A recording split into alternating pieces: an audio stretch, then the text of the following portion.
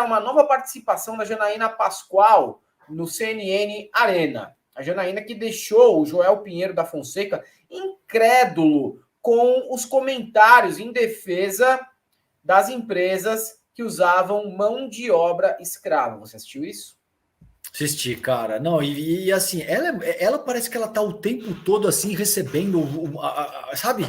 Ela tá o tempo todo assim a ponto de colapsar, cara. É muito louco a forma como essa figura se conduz publicamente, velho. Sim. Não, realmente ela tem assim uma abordagem, né, uma presença física no mínimo assim estranha. Para dizer o mínimo. Para não detonar demais a mulher. Mas estranha é mesmo a abordagem da Janaína sobre qualquer tema, não é mesmo? Vamos ver aqui essa fala dela, que é uma fala que se junta ao posicionamento também do deputado federal Marcel Van Hatten, do Novo, do Rio Grande do Sul, que saiu em defesa das empresas que usaram mão de obra escrava lá em Bento Gonçalves, como Aurora, Garibaldi e Salton. Mesmo o Ministério Público do Trabalho não autuava ninguém. De repente, tem um monte de escravocrata no país. Então, a gente também tem que avaliar no caso concreto. Eu não sei, Janaína, se o trabalhador estava com... Você viu, tinha de choque. Eu conheço casos e casos. Eu conheço casos e casos. Existe trabalho escravo. Existem casos e casos. Agora, essa generalização da Tavênia, ela não pode acontecer. Qual generalização? A sua fala... Foi uma generalização, não, porque os trabalhadores não têm representatividade. Trabalhadores, vírgula. Porque os trabalhadores são prejudicados pelas invasões. Assim como são prejudicados pelo trabalho escravo também, por uma série de práticas criminosas. O trabalho escravo é um crime contra a humanidade. É óbvio, agora, também existe a possibilidade das pessoas serem enquadradas como autoras de redução à condição análoga de escravo por uma questão ideológica. Aí temos que ver caso a caso, Janaína. O caso que eu estou pensando foi recente, foi grande, era escravidão mesmo. Então, o trabalho o Ministério Público do Trabalho vem fazendo uma série de autuações importantes na questão do trabalho escravo no Brasil. É um problema grave que a gente não pode minimizar. O que mudou em 3 meses? O que mudou em 3 meses? É o mesmo Ministério Público do Trabalho, é a mesma Polícia Federal. Mas eu não sei por que você está fazendo esse ponto, porque não é que se está divulgando mais agora, o que não teve casos no ano passado, a gente pode... Olha, se não teve casos no ano passado, falhou a fiscalização. A fiscalização pode ter falhado até por conveniência do governo que atuava nos anos anteriores. Nós temos sim um problema de fiscalização do trabalho, as vagas nem estão todas ocupadas, as que deveriam ser ocupadas para que uma fiscalização fosse feita com maior eficiência. A Janaína não chega a parar para pensar em algum momento que talvez o Bolsonaro fosse conivente com a escravidão praticada por essas empresas. Será que ela não chegou? Será que ela não chegou nesse ponto de entendimento do assunto? E o melhor ainda, César, é usar um Datavênia ao vivo na CNN. E, cara, o Bolsonaro disse isso textualmente, que as pessoas precisam escolher. Ou elas têm emprego, ou elas têm direito. Então, assim, veja, o problema, Helder, de defender o indefensável é que você se coloca numa posição em que você precisa fazer malabarismos semânticos de tal ordem que você tem que usar esse tipo de termo. Aí você quer compensar uma deficiência argumentativa, por motivo óbvio, porque ela não para de pé, aquilo que você está tentando dizer. O que ela está tentando dizer? Só porque o Bolsonaro é um cara que estimulou todo tipo de fragilidade de proteção contra os trabalhadores, vocês estão querendo dizer que isso implica em mais empresas utilizando mão de obra análoga à escravidão? As pessoas dizem sim, é exatamente isso, doutora. E ela tenta dizer, não, que absurdo, vocês estão generalizando. Minha senhora, a senhora está passando vergonha se propondo a defender uma postura indefensável. É óbvio, Janaína, é óbvio que o alto índice de empresas utilizando mão de obra análoga à escravidão guarda uma relação muito intrínseca com o governo Bolsonaro. Você não tem a menor dúvida de que isso é fato. Você não tem a menor dúvida que quando o presidente da República se articula dessa maneira para dizer se as pessoas querem ter o emprego, elas precisam ter menos direito, elas precisam escolher entre ter direito ou emprego, o empregador é o cara que olha e fala, tá para nós, malandro. Agora, tá vendo aí o que tá empoderado?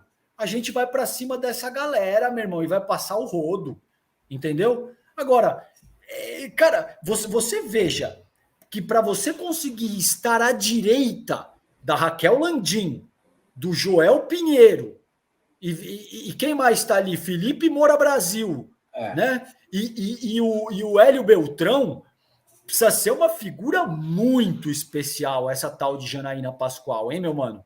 Porque ela conseguiu ficar à direita dessa galera que já está assim, na direita liberal, beirando o extremismo direitista ali. No caso do Hélio Beltrão, dá para colocar, e do Felipe Moura Brasil também, afinal de contas, foi um dos maiores entusiastas do Olavo de Carvalho. Hoje se finge de louco para se reposicionar dentro do mercado de trabalho jornalístico, mas eu lembro, viu, senhor Felipe Moura Brasil, jornalista com nome de colírio. E o Hélio Beltrão, não precisa nem dizer nada, eu mostrei hoje aqui o que ele pensa, filhote da ditadura também, Hélio Beltrão.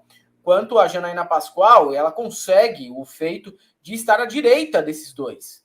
Ela consegue, um feito inédito dentro da CNN, que é estar à direita desses dois.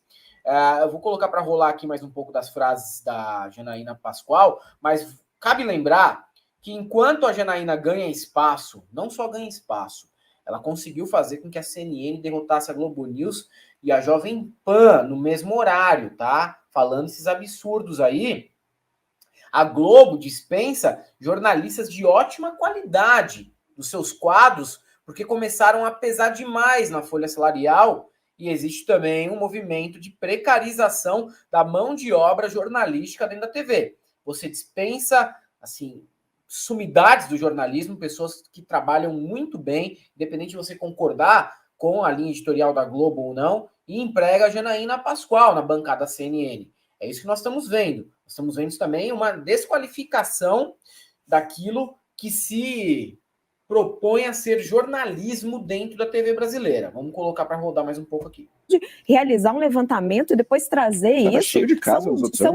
São diversos casos. Eu já fiz esse levantamento. No ano anterior. Existem casos que a pessoa fica sem água. Só um minutinho. Assim, não existe agora, porque assumiu o governo Lula, uma motivação política que estão surgindo mais casos de trabalho escravo no Brasil. Assim, a senhora tem dados, você tem dados, Janaína, que demonstre isso, que foram divulgados ou foram descobertos ou foram colocados aí, foram mais casos de trabalho escravo este ano do que nos outros? Eu não vi esse levantamento, você está fazendo uma afirmação que eu não consigo enxergar essa motivação repentinamente, política.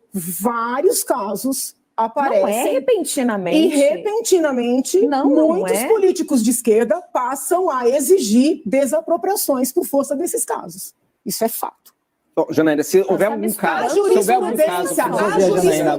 A jurisprudência deste tipo penal, tá? Sobre o qual já me debrucei largamente, tenho publicações sobre isso, mostra que existem situações de efetiva escravização, onde as pessoas são levadas para áreas distantes, que não tomam água, é água barrenta, não tem onde urinar, não tem onde dormir, mas também existem processos por força da distância das camas.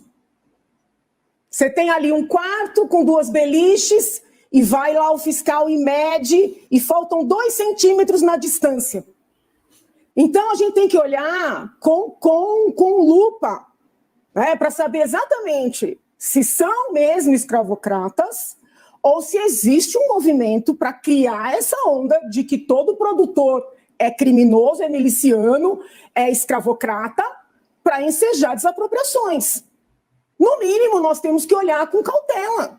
Vamos lá, então realmente, não tem trabalho escravo, tem camas... Eu não falei isso. Vamos lá. Em 2021, ó, notícia de 22, ou seja, ainda do tempo do governo Bolsonaro, reportando que em 2021 você tinha tido 1.937 resgatados da escravidão, maior soma desde 2013. Muitas vezes as autuações vão crescendo. Quando a Polícia Federal apreende mais drogas, que isso te diz? Ah, estamos aprendendo mais drogas, ou como é que será que está o conflito do tráfico? Ou seu primeiro pensamento é, o que essa polícia está aprontando aí? Por que está aprendendo mais droga agora? Não, né, Janaína? Se tiver uma acusação real de, olha, realmente aqui o crime não aconteceu, esse caso aqui foi falso, a imprensa cobriu, mas foi falso, seremos os primeiros a mostrar. Mas o fato de estar tendo mais autuações, mais casos, isso ser usado como evidência de que não está tendo caso, enfim. Não é evidência. Veja bem, na questão da apreensão da droga, quando a gente trabalha com apreensão de drogas, pode ser uma maior eficácia da força de segurança, mas pode ser uma quantidade maior de droga entrando e uma menor vigilância da fronteira. Então, esses dados todos precisam ser olhados em concreto.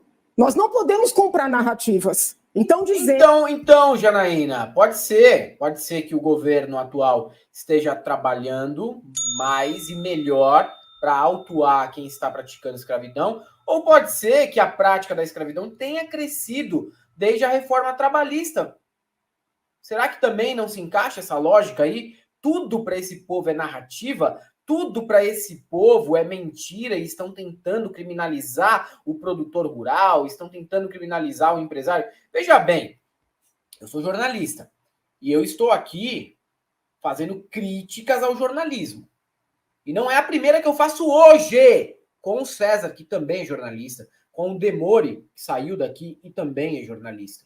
Se a gente precisar fazer uma crítica, a gente faz mesmo, não tem problema nenhum. Só que a Janaína, ela está tentando dizer que por conta da mudança de governo, há uma perseguição aos produtores rurais que utilizam mão de obra escrava. Sendo que a mão de obra escrava, ela foi descoberta, tem prova, mostraram as imagens dos caras dormindo em lugares que não tinham condições nenhuma de higiene, condições sanitárias péssimas, toscas, trabalhando de sol a sol, comendo rango azedo, não tendo água para beber. O que mais ela quer discutir? E ela sabe muito bem que num país patrimonialista como o nosso, ninguém vai perder terra nenhuma.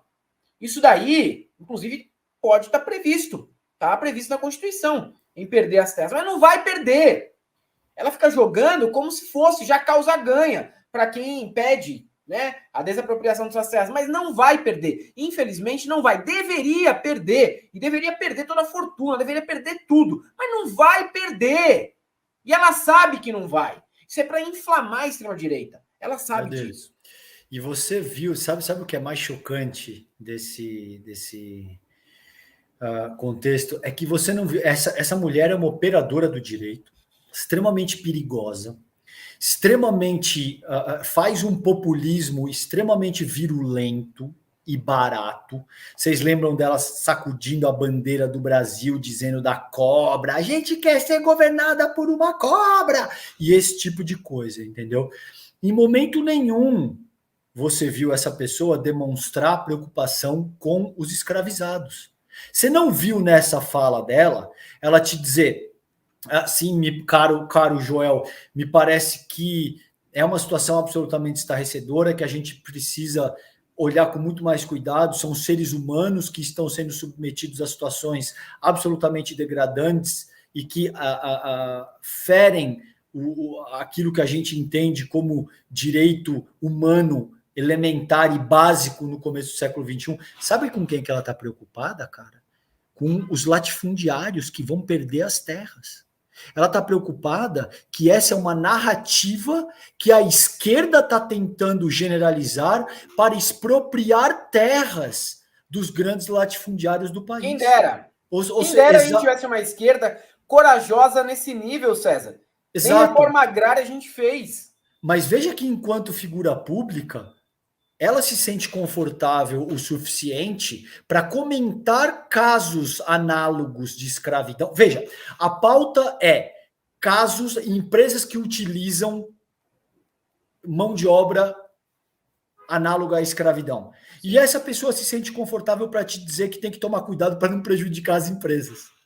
Não, e ela usa uns argumentos ali, argumentos que são argumentos muito comuns quando você quer dar um exemplo, que às vezes você não consegue nem comprovar, mas ela tenta levar para a televisão. Ah, fiquei sabendo de caso em que a cama é distante apenas 2 centímetros uma da outra e isso daí atrapalhou aquela pessoa que quer produzir. É mesmo que atrapalhou a pessoa que quer produzir? Sério mesmo, Janaína? Mostra o caso. Se você mostrar o caso, eu vou te perguntar, existe um regramento sobre isso? Existe. O produtor sabe desse regramento? Sabe.